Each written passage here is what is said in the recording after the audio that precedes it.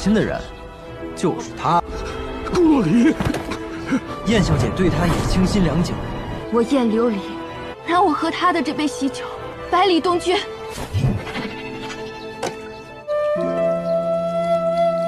杀了他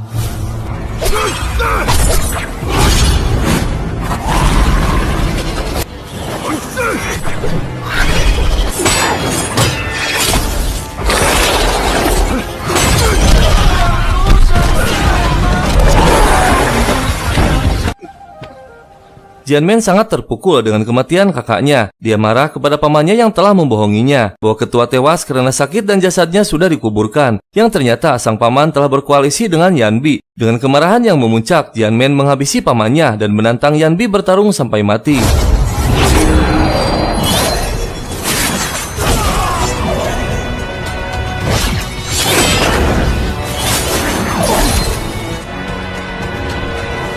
Akhirnya Yanbi, ketua sekte Gu, tewas. Terbalaskanlah sudah dendam Jianmen kepada orang yang telah menghabisi kakaknya. Dia berterima kasih kepada para pendekar keluarga Baili, terutama kepada San Peng dan Jun, yang telah membantunya dan mengungkap kasus kematian kakaknya. Dan tiba-tiba, para pendekar tingkat tinggi dari sekte Tianwei muncul.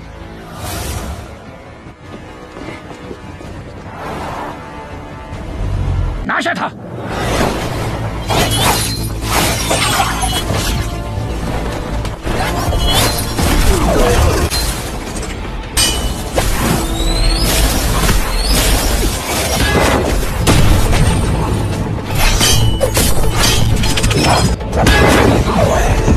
San Peng tak mampu menandingi kesaktian pendekar tua yang bernama Chen. Ternyata kemunculan pendekar sekte Tianwei akan menghabisi Dong Jun. Namun tiba-tiba sang paman yang bernama Huji muncul membantu Dong Jun, seorang pendekar berilmu tinggi dengan julukan Dewa Racun.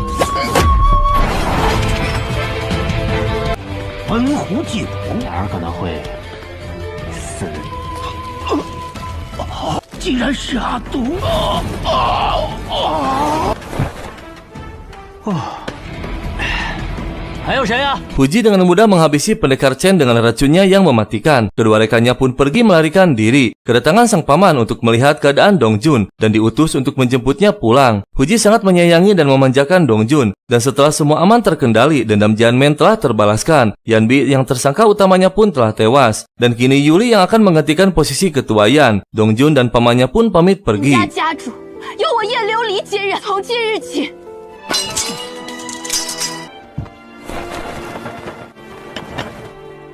不跟我们一起来吗？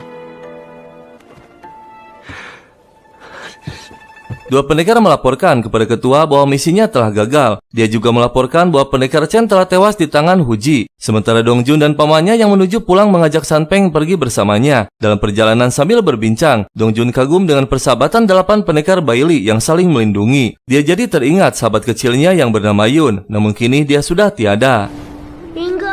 天资聪颖，长大了要去闯一闯在书中的江湖，独自去闯荡江湖，一人向北，一人往南。等我20岁，你18岁的时候，战成山的时候，便是再见之时。那好，我们立个约定。但已经死了，他是将军府独子，我们是很好的兄弟。不过现在又多了一个。 Yayu menjelaskan bahwa Dong Jun satu-satunya orang di dunia yang memiliki kekuatan alami Meridian, sebuah kekuatan maha dahsyat yang tak pernah ada tandingannya. Jika sekte Tianwei ingin bangkit kembali dan menguasai dunia persilatan, maka kekuatan Meridian harus didapatkan bagaimanapun caranya. 父皇带我们退守天外天后，而只有带回那天生五脉，才有复国的希望。不错，若他折损，将失去这唯一的天生五脉。 Mereka bertiga memasuki sebuah penginapan dan memesan minuman dalam jumlah yang banyak. Ternyata sang paman akan mengobati San Peng yang terluka dalam yang dideritanya sudah lama. Pengobatannya hanya bersifat sementara, belum bisa menyembuhkan seluruhnya. 是用来救他的，所以这一次我一定会救你的命，救了我小外甥的命。真的吗？仪式的办法呢，我是没有。赶紧出去吧，在门口守着。后呢，还给你一个活蹦乱跳。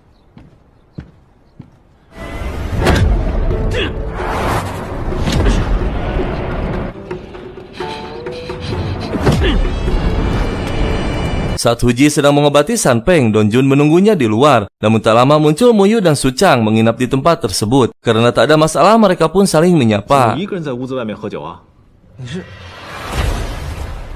我朋友在里面疗伤，不方便打扰。不过上次多谢你放了我们。咱们日后有缘再见。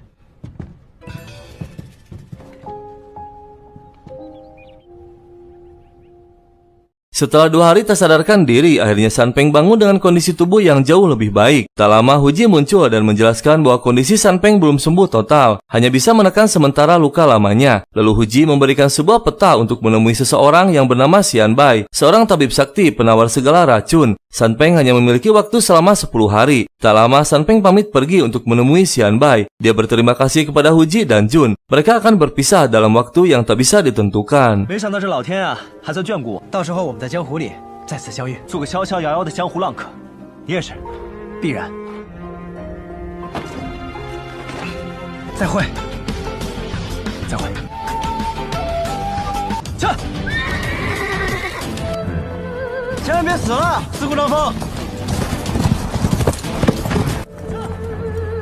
Mereka berdua pun melanjutkan lagi perjalanannya menuju pulang. Dongjun mengajak pamannya untuk menjelajahi dunia persilatan, namun sang paman menolaknya. Huji merasa heran kenapa Dongjun hingga saat ini tak memiliki ilmu kesaktian, padahal sang ibu sudah mengirimnya ke beberapa master, namun tak ada satupun yang tahan dengan kelakuan Dongjun yang tak pernah serius. Setelah melihat kejadian yang baru saja dialaminya, Dongjun memutuskan untuk berlatih bela diri dengan serius, agar bisa melindungi orang-orang terdekatnya. Huji mengatakan ada satu pendekar yang memiliki kesaktian level tertinggi, dia bernama Tuan Li, pendekar Dewa Pedang. 江湖上，你最钦佩的人是谁？一剑飞仙，李先生。从男爵来的5名绝顶剑客，也就是从那天起，李先生却只用了1剑。他们想用车轮战，战书挑战李先生，再也不敢在北离面前。我要练剑，是时候给你弄一把好剑。上马，赶路，进。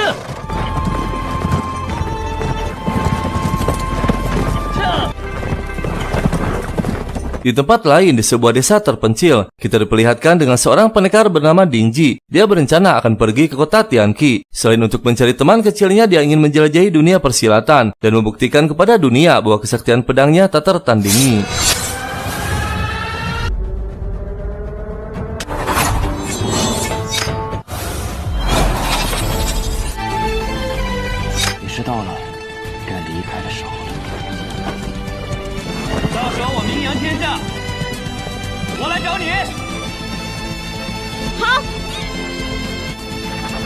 Dongjun dan pamannya tiba di sebuah kota bernama Pedang Dewa. Mereka mencari sebuah pedang terbaik untuk Dongjun yang ingin berlatih ilmu pedang. Mereka berdua pun memasuki kota dan terlihat semua orang memiliki pedang termasuk hewan. Karena kota tersebut pusat terbesar senjata pedang. Namun tujuan mereka bukan kota pedang, melainkan hutan pedang, di mana para pendekar Dewa Pedang menyimpan pedang spiritualnya di sana sebelum tewas. Saat berjalan, tak sengaja Dongjun berpapasan dengan Xiopang, dan tak berselang lama mereka akhirnya tiba di hutan pedang.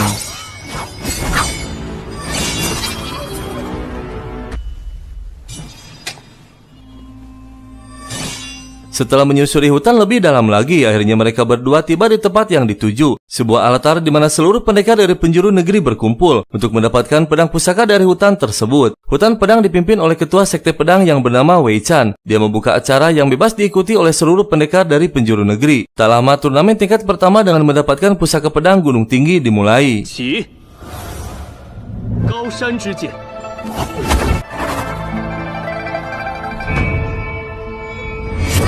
请吧。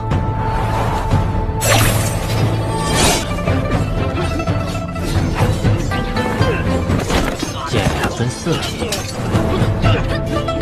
Huji menjelaskan ada 4 tingkat turnamen yang disesuaikan dengan kesaktian pedang pusakanya. Tingkat pertama mendapatkan pedang gunung tinggi, hanya bisa dipandangi tak bisa dijangkau oleh pedang biasa. Tingkat kedua, pedang laut biru memiliki kekuatan 100 kali lipat dari pedang pertama. Tingkat ketiga, pedang langit awan yang hanya ada 1 di antara 10.000 pedang. Dan terakhir tingkat keempat yaitu pedang istana dewa yang disimpan di langit tertinggi dengan kekuatan tanpa batas. Dan Dongjun akan mengincar pedang istana dewa. 高山阳第2品沧海，沧海剑才能求世之剑，乃是造100把高山归海，无边无际。第3品云天是万中取一的存在。诸位，请吧。4品仙宫，真正的天外之剑啊！我自然是要最好的，不然怎么名扬天下？救救我！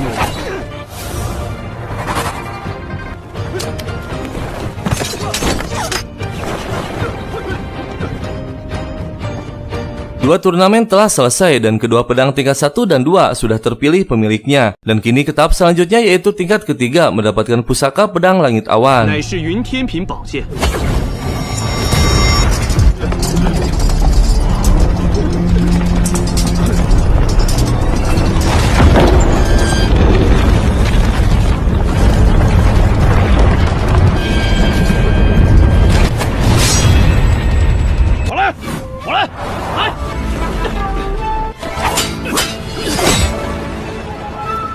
别碰我的剑！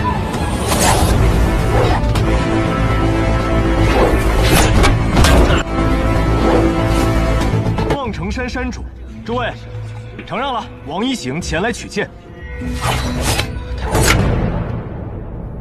Pedang langit awan berhasil didapatkan oleh seorang pendekar bernama Xi Ying, murid pertama dari sekte Wanseng. Dan tibalah saatnya pada tahap terakhir mendapatkan pedang istana dewa yang berkekuatan tinggi. Ketua pun mengumumkan siapapun pendekar yang tak terkalahkan akan mendapatkan pedangnya. Majulah seorang pendekar bernama Suyan dari sekte Wushuang menantang semua yang hadir. Tak lama Dingji muncul menerima tantangannya. Ye Dingzhi.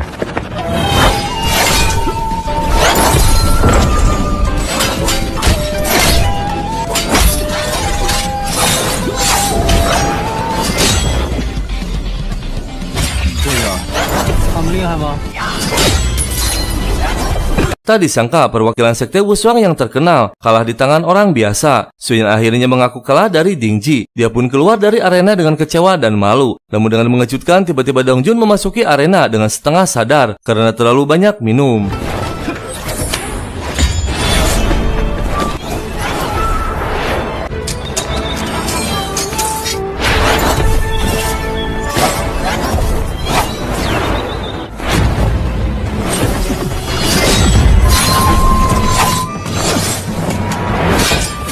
Dengan mengejutkan, tiba-tiba Dongjun memiliki kesaktian yang luar biasa, namun dia tak bisa menggunakan teknik pedang. Dan ternyata teman masa kecil yang dicari Dingji adalah Dongjun, yang terkenal sejak kecil dengan nakal dan malasnya. Dan tiba-tiba Dongjun memasuki dimensi alam bawah sadar, yang ternyata sang guru memanggilnya. Dia memperlihatkan ilmu teknik pedang tingkat tinggi.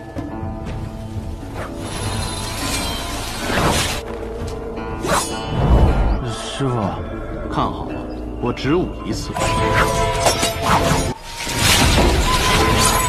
天上地下，过往成天，又一剑能称绝世，再无此，一剑当幸百里。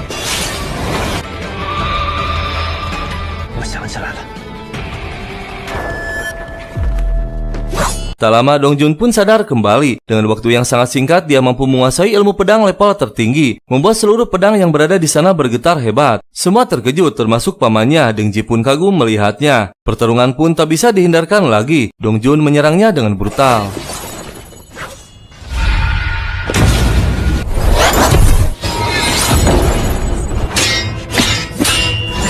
虎墨直剑，与西楚地接身。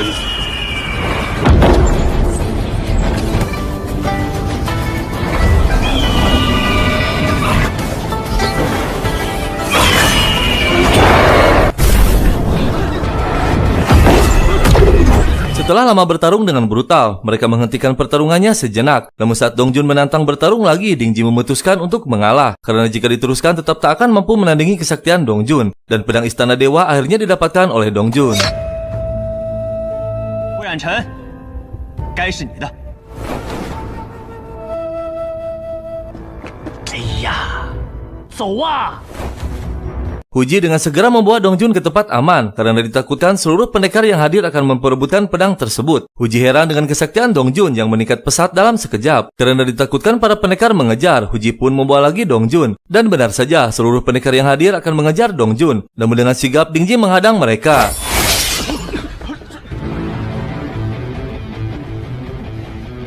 我还能杀了你呢！你再往前一步，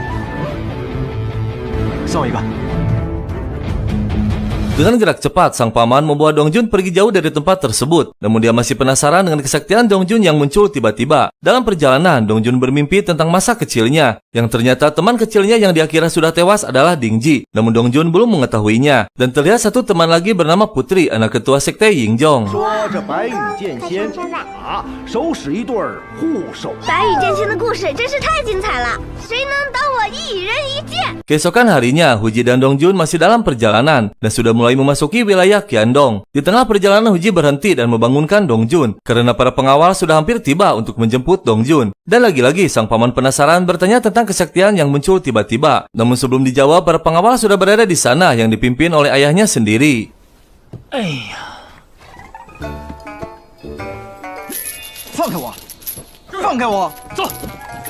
Tak berselang lama, Dongjun tiba di kerajaan kakeknya yang terlihat megah dan mewah. Dia merengek minta tolong kepada kakeknya. Namun tak lama, yang muncul adalah ayahnya yang bernama Chen Peng. Karena saking nakalnya, sang ayah suka memarahinya, sedangkan sang kakek sangat memanjakannya. 快来救我呀！爷爷，怎么是你呀？我是谁？你这么跟你爹说话的吗？还躲？我跟你，你个臭小子！ Dan terlihat sang ibu yang bernama Loyu dihampiri oleh kakaknya yaitu Huji. Loyu merasa senang dengan kepulangan putra tunggalnya meski nakal dan malas. Tak lama Huji memperlihatkan pedang dewa kepada Loyu. Dia terkejut dengan aura pedang yang mungkin tak akan ada tandingannya. Namun dia lebih terkejut lagi sekaligus tak percaya saat Huji mengatakan bahwa pedang tersebut berhasil didapatkan oleh Dongjun dari turnamen besar. Karena selama ini Dongjun terkenal nakal dan malas. 今年剑灵开启，但是剑不是我夺的，是你儿子亲手夺的。 这就是你给他抢的，你就别拿我开说。是真的。好说你们别总惯着他。我儿子用的是什么剑法呀？基础剑歌，问道于天，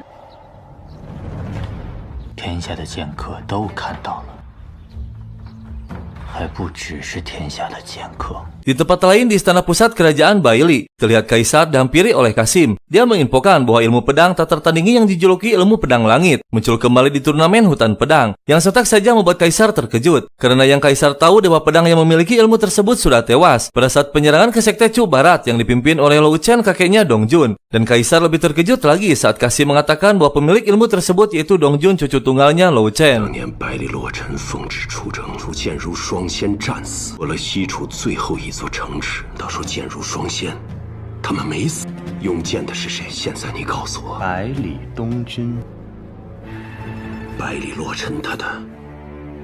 Kasim menghasut Kaisar bahwa Lou Chen diduga telah berkhianat karena dewa pedang bersahabat baik dengan Lou Chen. Dan untuk menyelidiki masalah ini, Kaisar akan menugaskan seseorang yang bernama Rou Peng, masih bagian dari keluarga Baili. Namun dia seorang pendekar tingkat tinggi murid Tuan Li yang dikenal sebagai dewa pedang nomor 2. 西楚剑如双仙曾是知交好友，便是当年百里洛尘，当时辜负圣恩。当年孤亲眼见过剑仙的尸首，这件事。 就让若风去办吧，选若风觐见。是，陛下。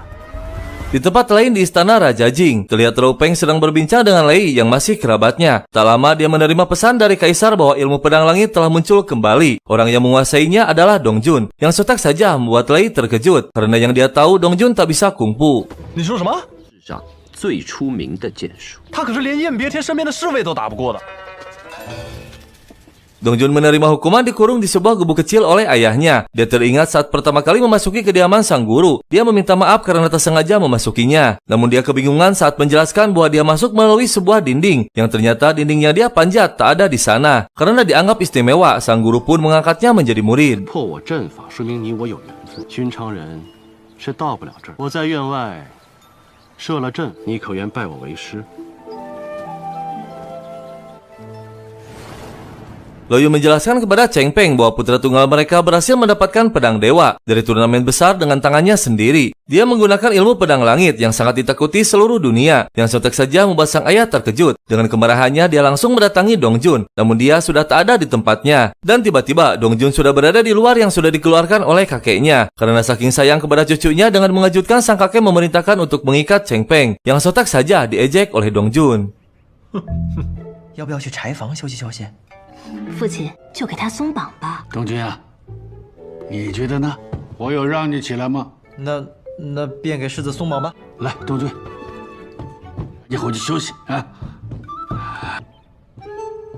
Setelah semuanya pergi, Cheng Peng menginfokan bahwa Dong Jun telah menguasai ilmu pedang langit, yang ternyata Lao Chen sudah mengetahuinya. Ilmu tersebut hanya dimiliki oleh Dewa Pedang yang tewas di tangan Lao Chen. Dia tunduk dan setia kepada Kaisar meski Dewa Pedang sahabatnya sendiri. Namun kini kerajaan Bailey akan menganggapnya sebagai pengkhianat, karena Kaisar menduga bahwa Dewa Pedang masih hidup. Lao Chen tak gentar, dia akan menghadapi kekuatan kerajaan Bailey. Dia akan melindungi seluruh keluarga dan rakyatnya, terlebih kepada cucunya.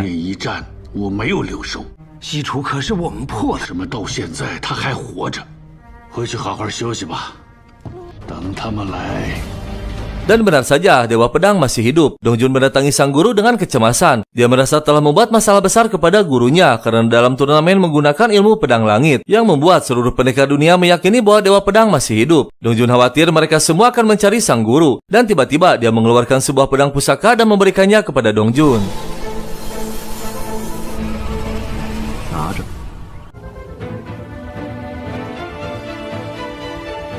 感受的你是百里东君。还留在这里，怕是会有危险。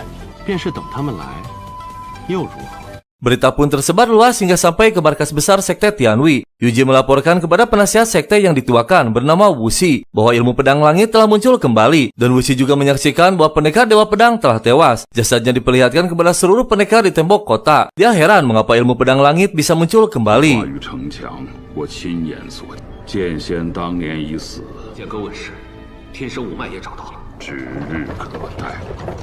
San Peng yang sudah melalui perjalanan panjang akhirnya tiba di kediaman tabib sakti bernama Xian Bai. Karena kelelahan, dia pun terjatuh dan tersadarkan diri. Tak lama Xian Bai pun muncul menghampiri San Peng. Dia membawanya dan akan mengobatinya dengan syarat harus tinggal di sana selama 6 bulan dan bersedia menjadi muridnya.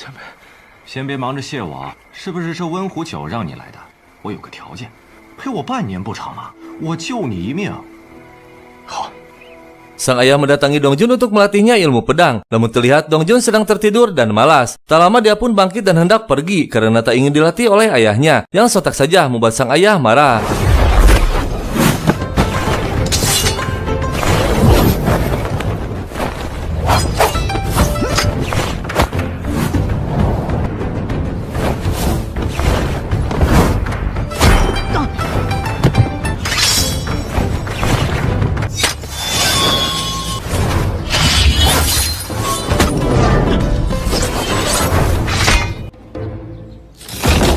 Rao Peng dengan ditemani oleh Lei akhirnya tiba di istana Jianxi. Mereka ditugaskan oleh Kaisar untuk menyelidiki Dong Jun yang menguasai ilmu pedang langit. Cheng Peng dan pasukannya menyambut mereka.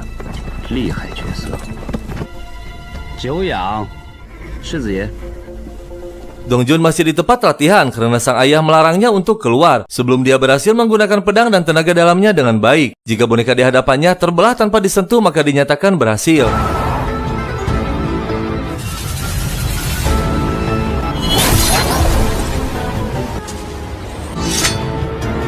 怎么样，还行吗？没变化呀，这稻草人怎么可能？ Rao Peng dan Lei yang sudah berada di istana dihadapi oleh Cheng Peng. Kedatangan mereka berdua untuk membuktikan kebenaran tentang Dong Jun. Jika terbukti menguasai ilmu pedang langit, maka orang yang melatihnya tak jauh dari istana Jianxi. Tujuan utamanya untuk menemukan Dewa Pedang. Karena Cheng Peng sudah menduganya dari awal, dia menghadapi dengan bersikap tenang. Dan tak lama muncul Lu Chen. 请坐。今天小先生来意，此次来镇西侯府，我怎么没有见百里小公子？太顽皮了，你就不用搭理他。 Dong Jun yang belum berhasil dengan tantangan ayahnya merasa kelelahan dan heran mengapa tenaga dalamnya tak keluar. Dia teringat saat berada di arena turnamen menjadi sakti dengan keadaan setengah sadar. Dong Jun pun menyuruh pelayannya untuk membawakan minuman. Dan benar saja, setelah keadaan Dong Jun setengah sadar,